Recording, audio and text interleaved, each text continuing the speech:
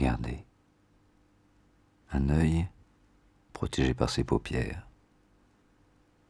En clignant, elle l'humidifie d'un léger film de larmes.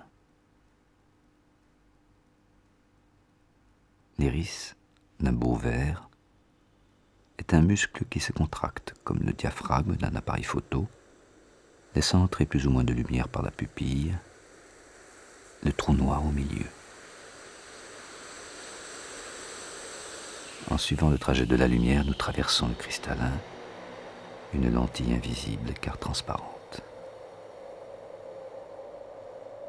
Nous voici face à la rétine, une fine membrane constituée essentiellement de cellules sensorielles tapissant le fond de l'œil. De nombreux vaisseaux en assurent l'irrigation.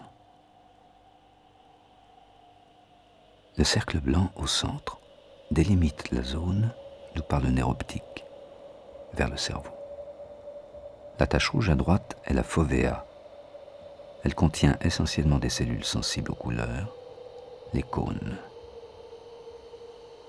D'autres cellules sont présentes sur la rétine. Les bâtonnets, responsables de la vision sous faible luminosité.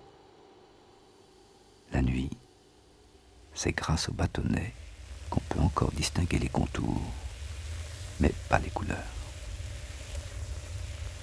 En allant vers la périphérie, notre microscope nous permet de voir une coupe de la rétine. Ici, les bâtonnets prédominent. Ils sont reconnaissables à leur forme allongée.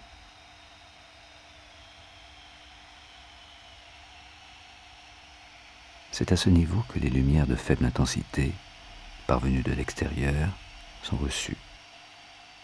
Elles seront ensuite transformées en impulsions nerveuses.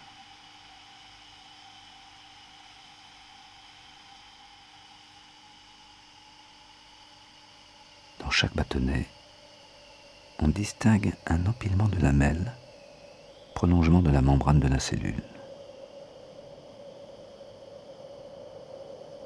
Repliées sur elles-mêmes pour augmenter leur surface de réception, ces lamelles contiennent, bien à l'abri dans leurs plis, un pigment appelé rhodopsine.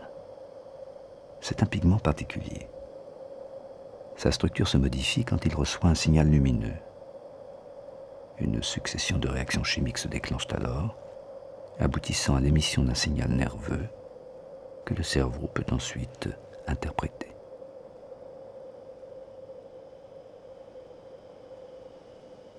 Notre microscope a maintenant atteint ses limites. Au-delà, plus rien de visible pour le moment.